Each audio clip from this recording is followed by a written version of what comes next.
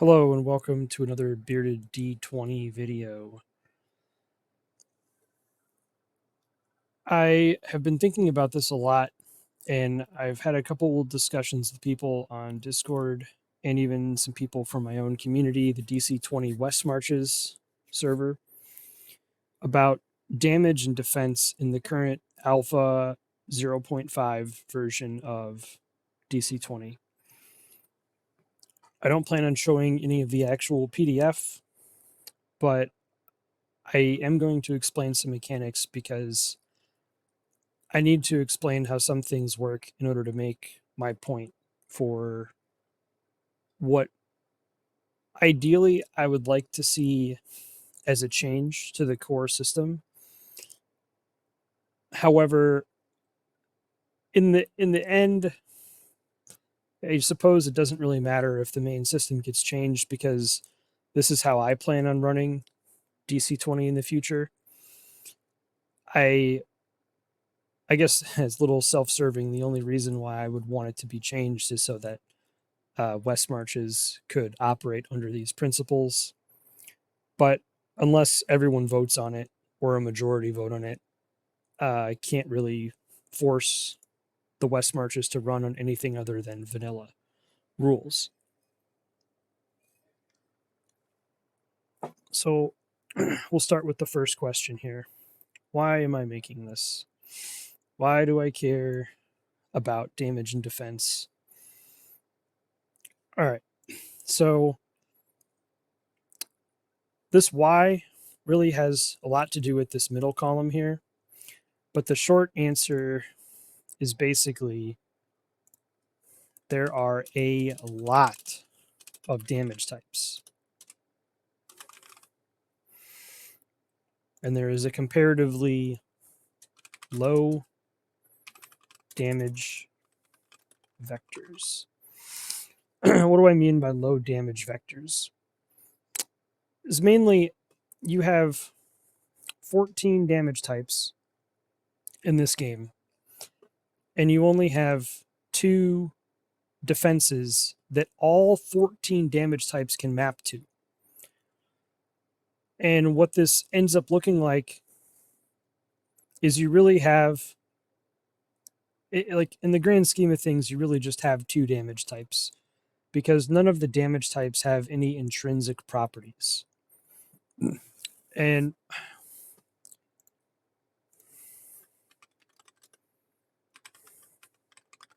what I mean by intrinsic properties is, take fire damage, for example. There's nothing baked into the definition of fire damage that mechanically sets it apart from any other damage type in the system that is also falls into the same, that maps to the same defense. So let's see here. Yeah, it just says for fire damage, things that burn you, like fire and other forms of intense heat. So there's nothing built into fire damage that causes targets to burn. The burning effect, which is a condition, comes from the target being forced to make a physical save. And we'll get to attributes and save categories here shortly. Like, if I get a critical hit with fire damage, I just do extra fire damage, which is really just physical damage. And the burning condition is a physical save, which comes with fire damage in the form of fire spells. But mechanically speaking, there's nothing that stops you from making an electrocute spell and just taking firebolt, for example, and just changing all the damage type to electric. There's no contradiction anywhere in the rule set. And I'm not saying that there should be. My point isn't that. It's just that all physical damage feels the same. Because you have another condition, bleeding, that can come from typically weapon maneuvers. I think the axe weapon maneuver, you can spend an AP to make somebody bleed. And in that sense, it's actually mechanically it's the same as Firebolt. Firebolt, you do a fire damage, spend extra AP, you can make the target make a save against a physical save against being lit on fire and being inflicted with the burning condition. And if you're wielding an axe, you can spend an AP when you attack to make the target make a physical save. And if they fail, they are now bleeding. And bleeding doesn't have any degrees. It's just bleeding. You take 1 true damage, and somebody can come along with a med kit and make a very easy DC10 check and just remove it, which is fine. I I like the help oriented gameplay. If I come across as disparaging on some of the things that I'm talking about, I apologize. I'm not trying to be. I'm just trying to get my thoughts out quickly because there's a lot to go through. A lot to go through here.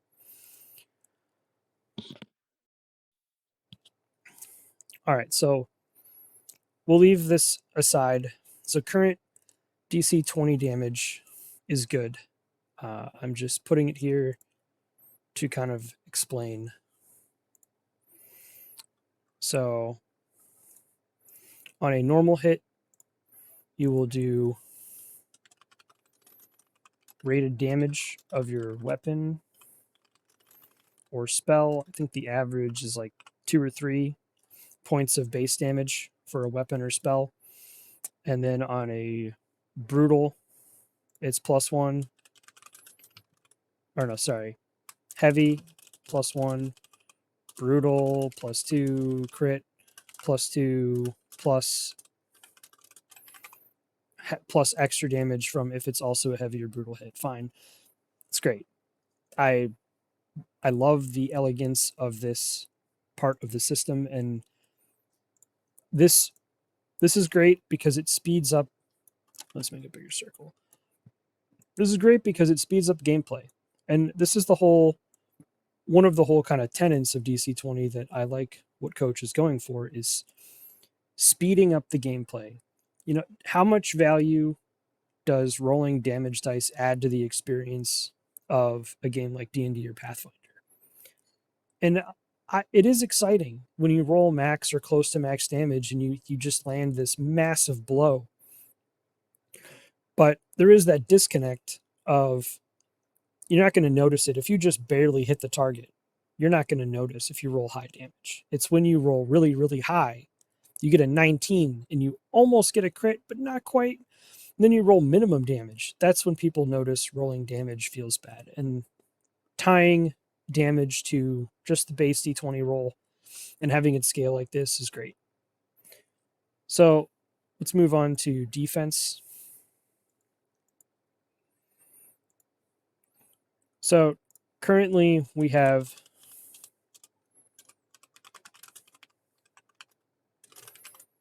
physical dense, PD, and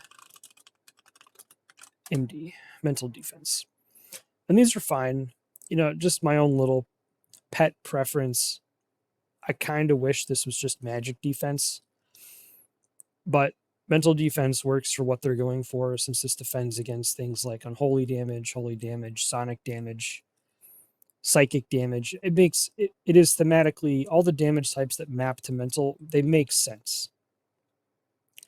I'm just thinking of other systems that have 2 damage types. They just have physical damage and magic damage because they're not trying to be high intensity combat simulators, and having 2 damage types is enough variance in some other systems that it's fine. And then we get to saves. So we have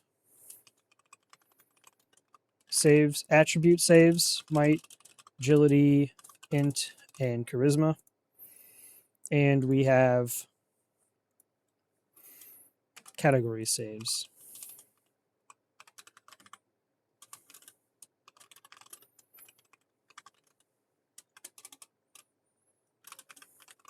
Physical and mental category saves. What happened to this thing? All right. I guess Paint decided to mess with me today. All right.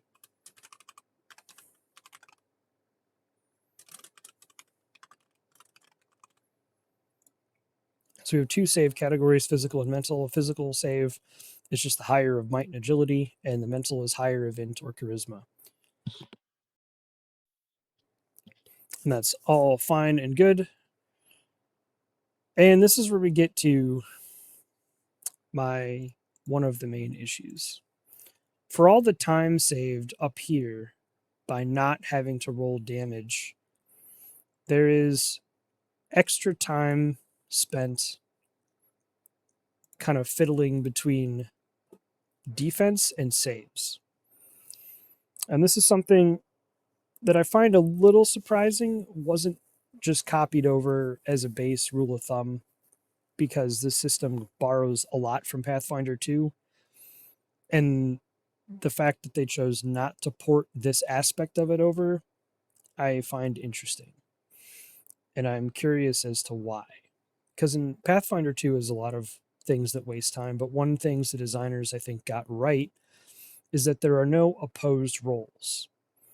And what that means is if you cast a fireball in Pathfinder 2 and the target has to make a reflex save, they make the reflex save against the caster's spell DC, and that's it. The caster doesn't make an attack check or make a spell roll. It's just, here's my spell DC. Did you get a critical success, a failure, or a critical failure? And then you move on. And I like that a lot about Pathfinder 2. But I feel like they should have gone a step further and done what 13th Age does, which is there are not only are there no opposed checks in 13th Age when it comes to attack and defense, there's everything is an attack. So if you cast Fireball in 13th Age, you just target their evasion or their reflex defense. And I think that the consistency of what happens when you attack someone is important in these games, especially for new players. I think a lot of D&D players take this defense save dynamic for granted because they're used to it. And I don't really know a good way to put it. It's like a sacred cow. It's convention. And so I think people just kind of think, well, of course I make a reflex save or an agility save against, a fire attack. But I think there's a better way to do this. And I think the core engine of DC20 is already set up to handle the changes that I will get to. I'm just trying to go through all of what is true and some of my thoughts on them before we get to this. Because if we jump straight into the changes, I want to make sure we have everything defined and kind of laid out. And I guess I will type out these damages. There are a lot of them. All right, so this is where it gets interesting. So, all right, we'll go through this kind of the way that it's presented, and I think hopefully some people will see the problem with this. Okay, so we have slashing. We're not gonna type in red. Let's do this dark brownish for physical. Slashing, piercing,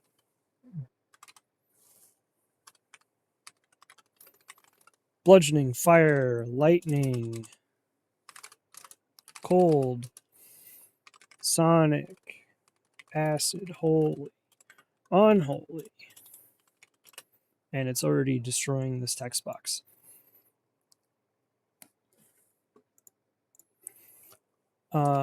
Psychic,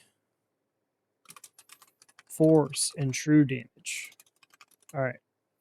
We get them all. 2, 3, 4, 5, 6, 7, 8, 14. All right. So there's 14 damage types. And I think the only, I take this back. There is a damage type that has an intrinsic property, and it's true damage. I actually just realized this now, and that's interesting. So there is one damage type out of all these that has an intrinsic property. And what do I mean by intrinsic property is when you are told of a property in a game or in real life, intrinsic properties are things that are always true about it. And that could be something as simple as, wood is hard. That's a simple thing. If you have a wooden desk, it will always be a solid piece of furniture or a tree. And in this case, we have true damage. The intrinsic property for true damage is it cannot be reduced by any means. And none of these other damage types have anything intrinsic about them. They're just damage types that fall into categories. And this is where I think the game kind of falls apart a little bit. And I apologize if that statement upsets you, but bear with me, and I will explain why. So we have the physical damage category. Let's do blue for elemental damage and mystical damage. Okay. So already right here, there is a disconnect brewing. So we have physical damage, elemental damage, mystical damage. Cool. That means we have 3 defenses for these damage types, right? No. Because physical and elemental damage are both target physical defense. And this is the crux of the whole thing coming together here. Is this asymmetry is bizarre. So in physical damage, we have slashing, piercing, and bludgeoning.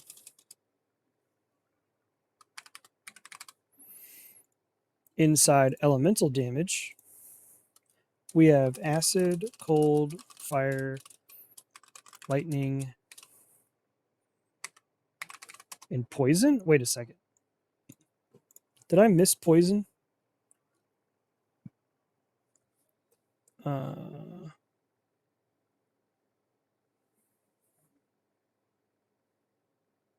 I did. I missed poison.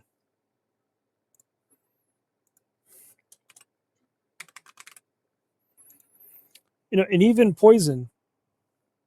The funny thing about poison, this doesn't even have an intrinsic property because poison damage and the condition of poisoned are 2 different things and they are not coupled together.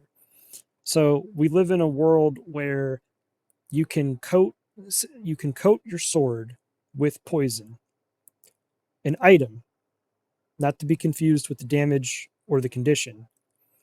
And then you can attack someone, which will target their physical defense with your sword strike, and then they will make a dynamic save. They'll make a physical save against the poisoned condition. They will not take poison damage from either of these 2 events until the condition triggers. Let me just look at the poison condition real quick.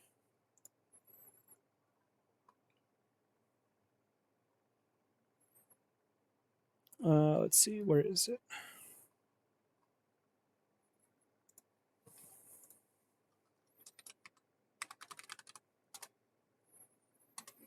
Oh, poison. All right, poison conditioned.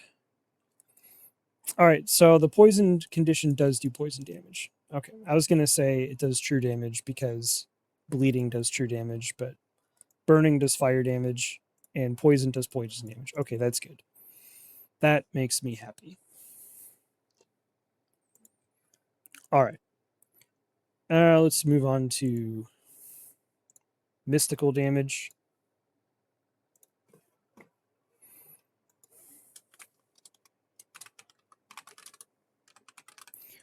All right, so we have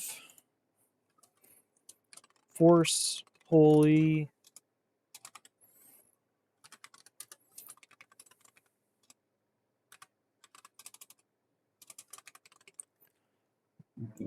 Force, Holy, Psychic, and Unholy. All right, so these damage categories I actually like a lot. I think the categories themselves are good. These are fine. There's nothing wrong with these. But the fact that, like, if you were just reading the rule book, if you knew absolutely nothing about role-playing games, you knew nothing about D&D, and DC20 was the first game you ever read, I think there would be a lot of confusion about physical damage and elemental damage, because in general, in every example I've seen, at least when you look at the spells, they all target physical defense. But you'd think physical damage targets physical defense. There is no elemental defense. And technically, there's no mystical defense either. There's a mental defense. So I think these categories are fine. I think what needs to change is defense. And here we go to the real part that I'm sure some people are already on the verge of closing the browser. But believe me when I say that I think this is an easy fix, and I think it will help the game when we get to that. So we have physical defense, PD, and mental defense, MD. All right, so we learn where the damage types map in damage reduction, which I think is an interesting place to put the information. It's a logical place. It's just interesting that it's in damage reduction. And I guess it's also in physical too, in the defense chapter. So it's in two places, which I guess it's good that it's in the defense section too. But this is where it gets kind of weird. So physical defense maps to acid, fire, poison. Someday I'll memorize bludgeoning.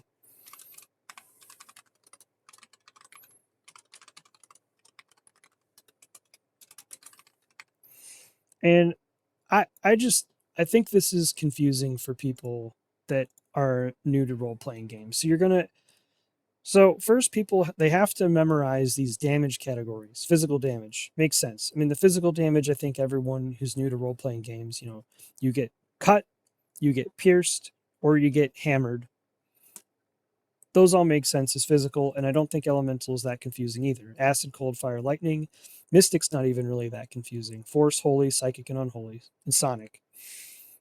Again, the categories are fantastic, but where it gets funky is you have acid from elemental damage category mapping to physical defense, fire, poison, lightning, and then you have bludgeoning, piercing, slashing, cold, and then you even have force. I didn't even notice this the first time. You have mystical damage mapping to physical defense. Like, I'm sorry, this is confusing, guys. And then mental defense.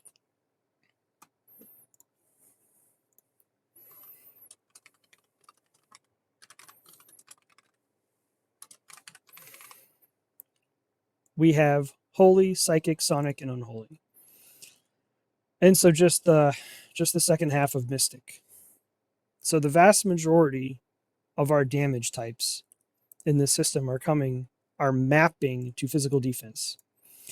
So when you get a power gamer or min maxer in here, they're going to be looking at this and they're going to realize very quickly that the way to go is to maximize their physical defense, and they basically become immune to the vast majority of damage. I mean, how common is holy, psychic, sonic, and unholy?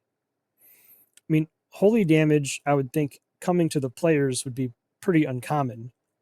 I think they'd be more likely to get hit with unholy damage, which is, just the reflavoring of necrotic, which is fine. I like the name of both. Sonic damage, again, how common is that realistically? Like, when I think of sonic damage, I think of like a big bat monster, or maybe a big monster flapping its wings. And I think in previous systems, that might have been something like bludgeoning or force damage. But now you'd almost have to make it sonic in order for it to matter. And then psychic, there is the psychic class. So the players are going to be dishing out psychic damage, or they can be. And that's cool. The psychic is a very flavorful and fun class. But how often are the players going to be getting hit with psychic damage? Well, I imagine, a couple years down the road, assume all of this current structure stays the same and it's 5 years in the future and GMs are running their DC20 games. I think psychic damage is going to be incredibly common. Way more common than it is in 5-year Pathfinder games. I think, just how you have like a goblin shaman is kind of a trope. And they would typically do something like poison or maybe lightning damage. I think you're going to see them doing unholy damage, and you're going to have a lot of psychers for factions. And there's nothing wrong with it per se, but it is a flavor change to worlds that the system is subtly forcing onto GMs in order to make the game challenging.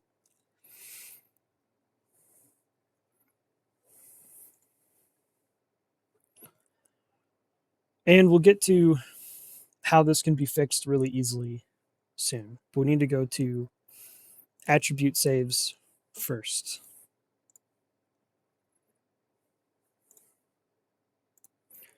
So we have a might, an agility, an int, and a charisma save. And these are not really used that often in the descriptions for spells or maneuvers. So honestly, attribute saves, you could as a GM, you can use these against environmental effects, but most maneuvers and spells don't call for these. They just call for a save category,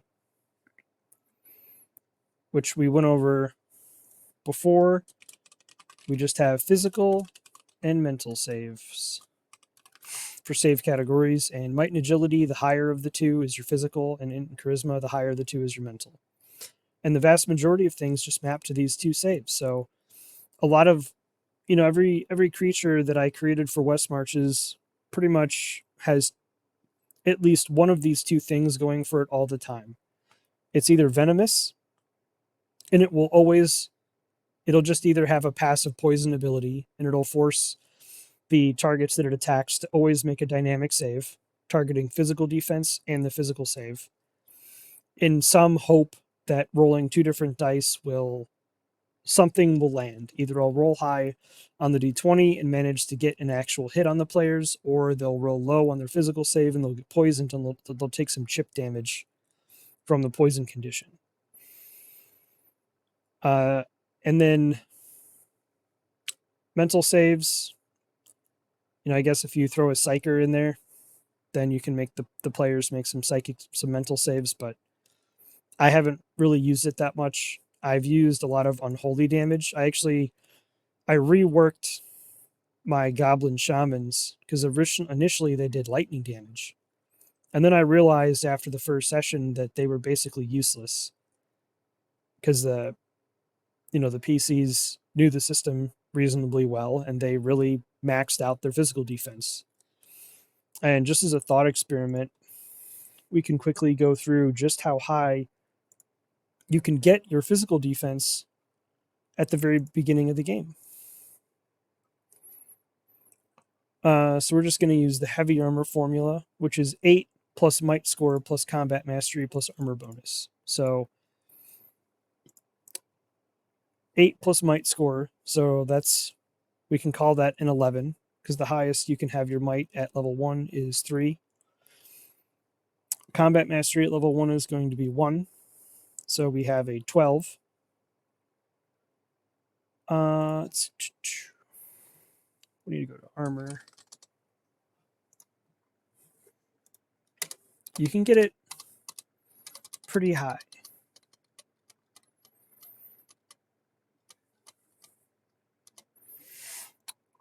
But there are a lot of pages that I'm flipping through here. So novice heavy armor has a PD bonus of 2. So we have 8, 11, 12, 13, 14. So we have a PD of, our hypothetical level 1 fighter wearing heavy armor has an AC of 14. Okay, cool. That's not too bad. And we go to level 1 fighter, fighting style. We'll take the defense. And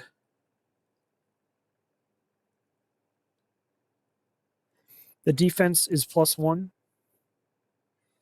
So 8, 11, 12, 14, 15. So we have 15 from our style there. And now let's pick up a shield.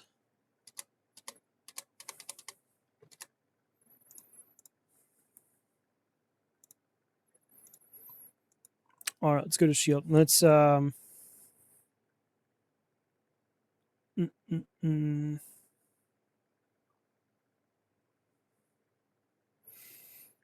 shield and a kite shield both provide +2. So now we're up from 15, we're up to 17 PD. And this is where the ruling on dual wielding shields can come from, because if you let PCs dual wield shields, they could theoretically get up to a 19 PD. If you don't let them dual wield shields, I guess the question is kind of why? Why couldn't somebody protect themselves with 2 shields? But let's just say you say that you can only benefit from the PD of 1 shield. You still have, that's 17 PD base at level 1 is still a lot of defense because it protects you from so much. And you can still have a reasonably high mental defense, but by and large, you're still going to be taking a lot of physical attacks, and you're going to be defending against a lot of them. And since you're wearing heavy armor, you're going to have a physical damage reduction of 1.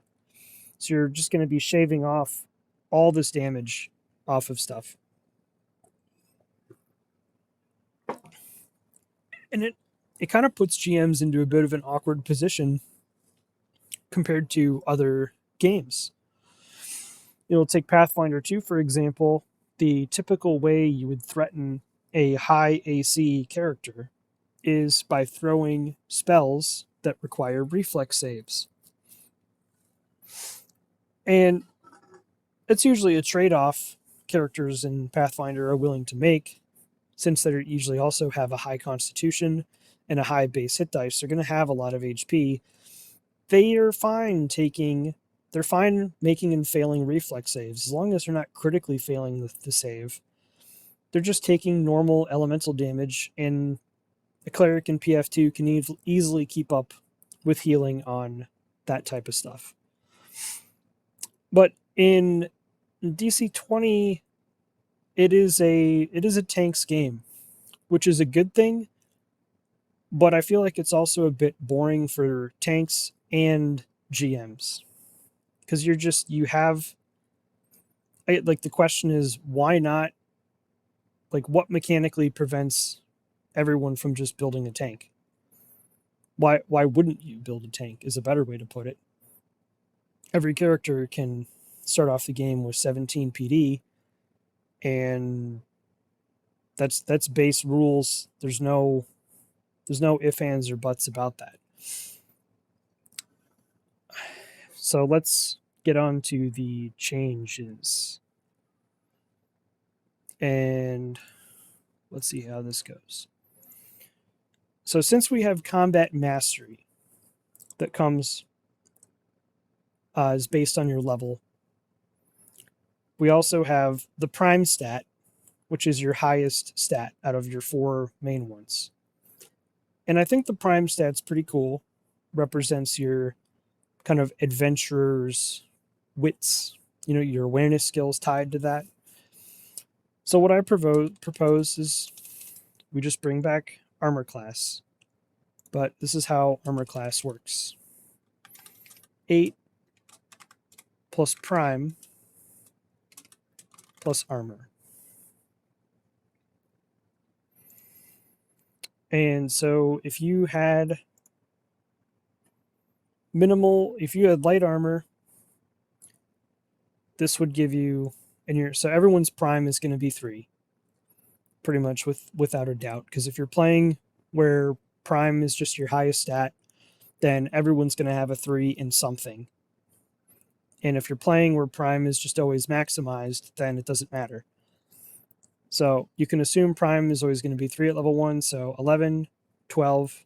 So you have your AC, your kind of base AC of a generic level 1 character is 12, you can assume. And that's fine. This is, I think, is a good balance because you can buff this with parry, you can buff it with sidestep, and then you can get this up high, but there's a trade-off. You're spending AP to kind of make yourself harder to hit. And AC is where I think your generic damage should come from. This is where I think your slashing, piercing, and bludgeoning should target. And then we add on, bring back PD as a term.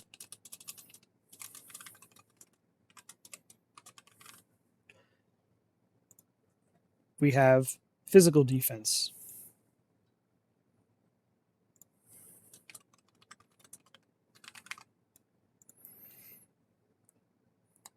And, I'm not going to, I'll put an estimate here. So you could have a 0. You could also have a -1. So somebody's starting physical defense could range from 7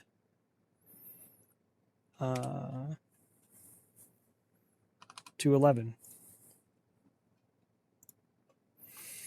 And I think this should protect against poison,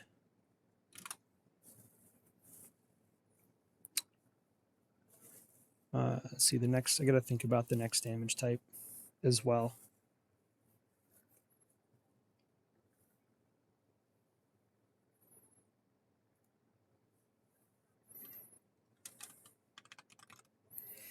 For now, I'll put poison and bleeding.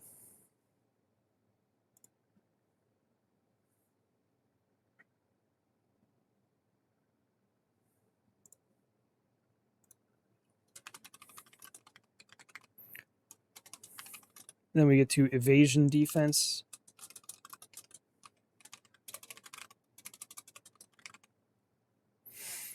And this will kind of be the same thing.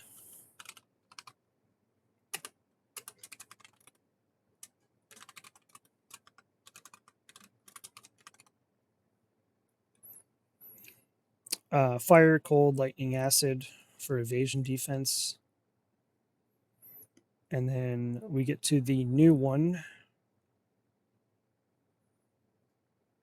Let's use green. Magic defense.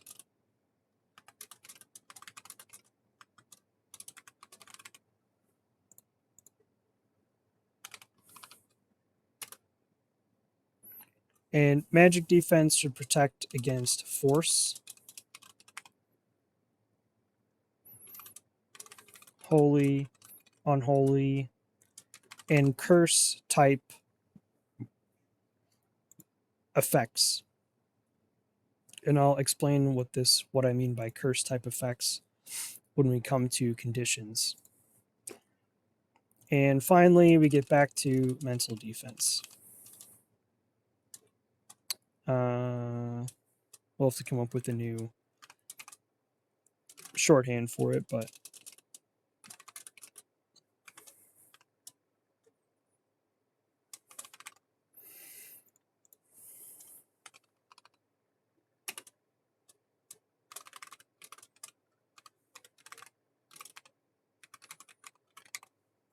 enchantment. All right. So now we have 5 vectors of attack. We have 5 stats. We have skills associated with each of those 5 stats. And you can kind of make attacks based on each of those stats because you're to a degree. I know it's not quite the same because everyone's attack modifier is the same because it comes from combat mastery, which is based on your level. That's fine. So how does this change work? Well, let's use an example of a flaming sword.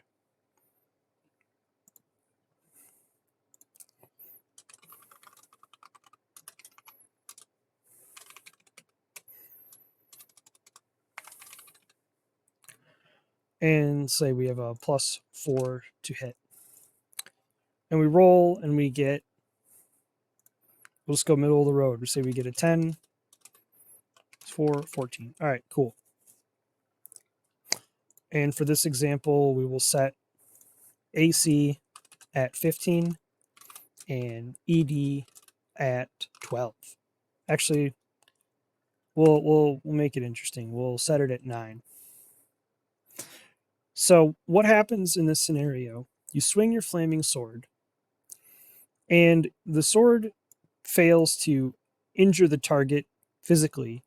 However, the target was unable to evade the fire, so they take fire damage.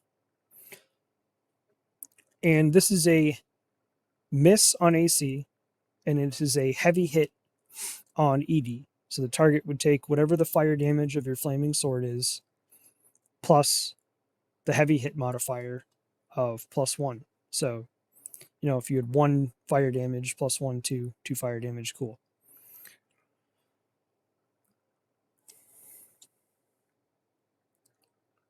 And I can already hear people saying that, oh, but we like the decoupled roll because, we get 2 chances to inflict something on somebody. Fair enough. However, in DC20 has already sort of solved this issue, in my view, with being able to spend AP to give yourself advantage on attack rolls. And I don't think this really changes maneuvers too much. You still have the vicious maneuver and simply invert the disadvantage to advantage in vicious, and this system still works just fine without really, all you're doing is changing a maneuver. You're just inverting it, really. So let's change the example. We still have our flaming sword, and let's say AC was 15 again, and ED was 15. So we spend 1 AP to give ourselves advantage on the physical part of this attack. And let's say we get 13 plus 4, 17. So we still have a 14 targeting ED, which is a miss, but we have a 17 from the advantage targeting AC, so it's a hit. Now, if we throw in the vicious property as well, then this advantage would count for both. And so you would have hit both of them. Hooray. Good job. You could also use the vicious maneuver and give yourself advantage on the fire portion instead. And, you get a 13. And now we've hit again on ED. No, and I could cover, I mean, of course, you could roll advantage and whiff, but that's not really any different from vanilla rules. You could give yourself advantage or use vicious, and you could roll super low on both of them and you miss. It's, the, I think the biggest penalty that this change has is if you spend 3 AP. So if you did 1 AP attack, 1 AP to give yourself advantage on the attack, and then 1 AP on vicious, you would still just roll 2 dice and take the higher. And you have the potential of spending 3 AP and then whiffing on both, both components, and that would feel bad. And I acknowledge that as a detractor to this change, but I want to explain why I think this change is worth it despite that. Because this opens up a ton of play space that this current system is just, it feels like it's trapped in a box. What are we? We're making people make saves against conditions, which is cool, but in most cases, it's just a physical or a mental save, and it just feels very one-dimensional, like you're doing the same thing over and over again. Make an attack roll, make it a dynamic save, target makes a physical or a mental save. Just rinse and repeat over and over and over again. In this system here, you have different ways of targeting people. And I think the system should encourage people to be able to make themselves very defensible in some of these categories, but not all of them, through accessories, gloves, helms, boots, pants, cloaks, necklaces, earrings, rings, your standard fantasy RPG fare. And I think you should be able to really get your AC up here too, really high as well. But you're not going to be able to max out everything, so you will always have a vulnerability somewhere. And I think it's fun to have a vulnerability somewhere. And I think it's also fun to be able to pick which one of these 5 you're going to min max. You have a lot of player choice. This also opens up play space for talent defense combinations. So, say for example, you had a talent where you're a wizard and you can use your magic defense in place of your AC for something like mage armor. So then you don't even need to worry about AC. You can just pump your magic defense up and you're good. If you're playing a rogue, you could have a talent where your evasion defense can be used in place of your AC. And I think that's fun. That kind of brings it a little bit closer back here, but you're still vulnerable to mental effects and you're still vulnerable to raw magic and you're still vulnerable to physical things. All right, let's kind of go over curse and enchantment. What do I mean by this? Well, the way I see it, if you're fighting a Gorgon and the Gorgon tries to turn you to stone, it would make a spell attack targeting your magic defense. And based on how bad it hits you, it would deal curse damage, and its curse effect would be petrification with a numerical value. So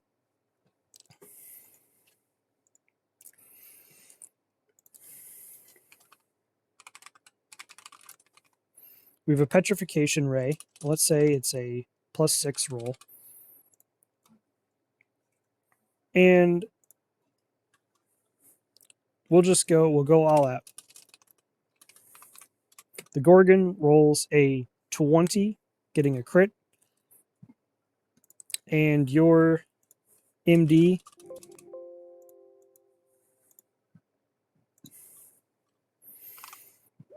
will be generous and say it's 15.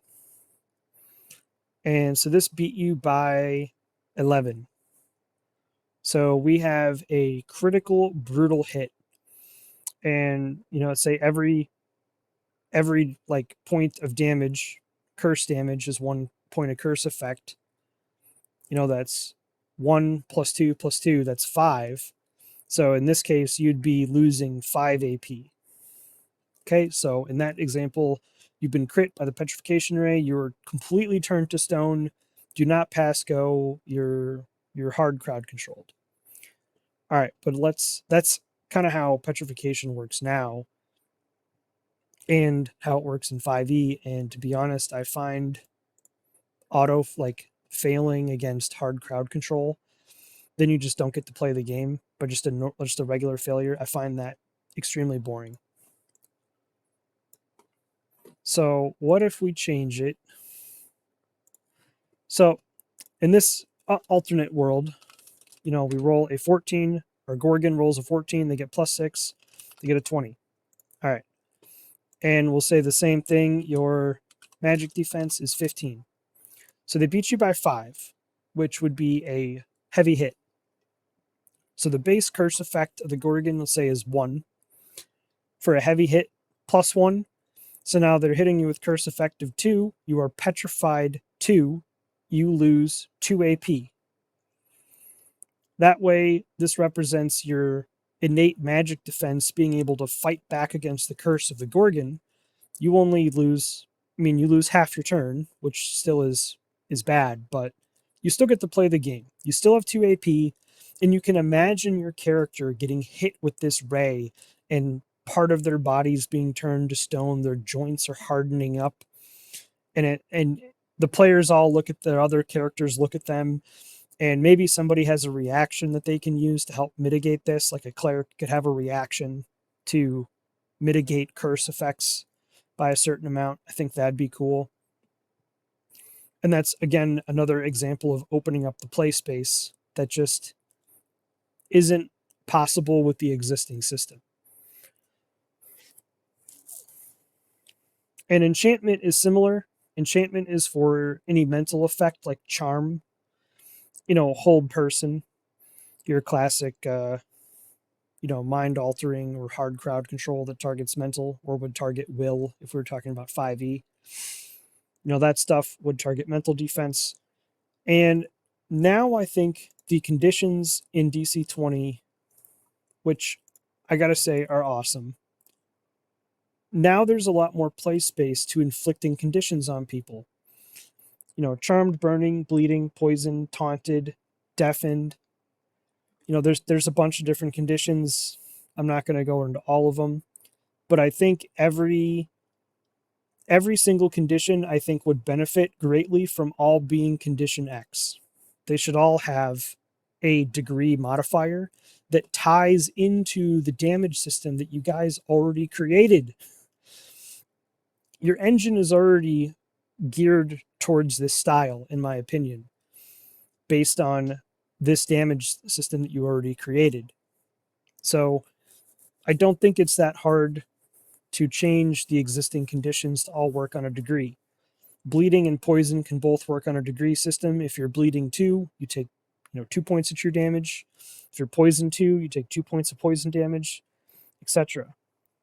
This opens up the play space for magical poisons. You could coat a magical poison on your dagger as a rogue and attack someone. The dagger is targeting their AC, the poison is targeting their physical defense, and the magical aspect of the poison is targeting their magic defense. Yes, it is all coupled onto a single die roll, but you have the 4 AP system already in place. You can choose what to spend your AP on to give advantage on different components of a given attack. I think this adds a lot of depth to the gameplay, and I think just overall makes things a lot more interesting.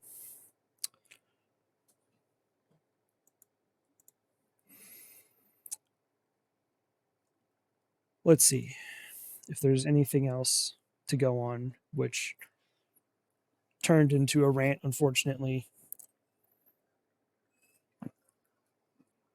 I didn't really want it to, but I knew it was inevitable. Anyone who's still watching at this point, I've run a lot of DC20, maybe not as much as the people who make it for sure, or other play testers. But I created West Marches to play test the hell out of the game by running a bunch of sessions. And these are the conclusions that I've come to after running it. And I just find the current PD, MD, or bust system boring.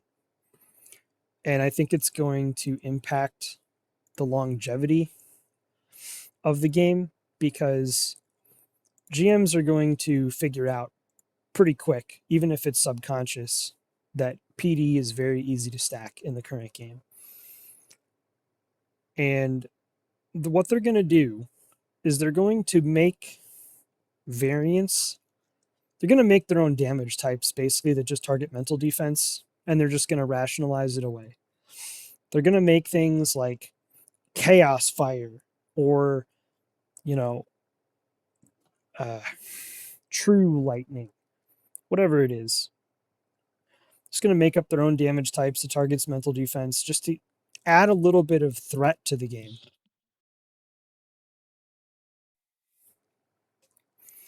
And I guess there's one last point to be made about the changes, in that the benefit of coupling effects onto a single roll is it allows you to figure out what a target is weak to through attacking it.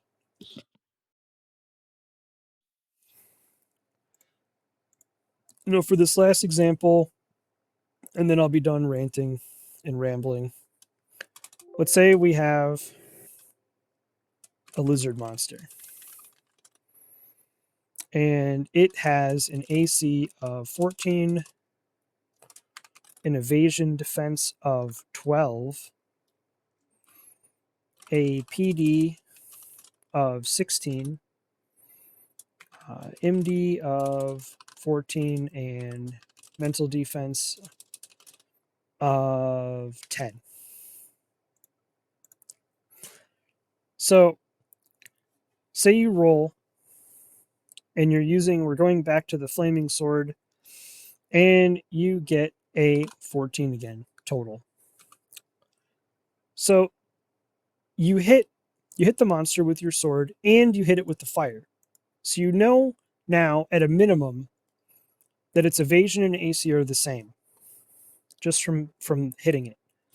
Let's say the next person attacks, and they get a 12 or a 13, and that hits, but this time doesn't do any damage to the AC, but you hit with the fire.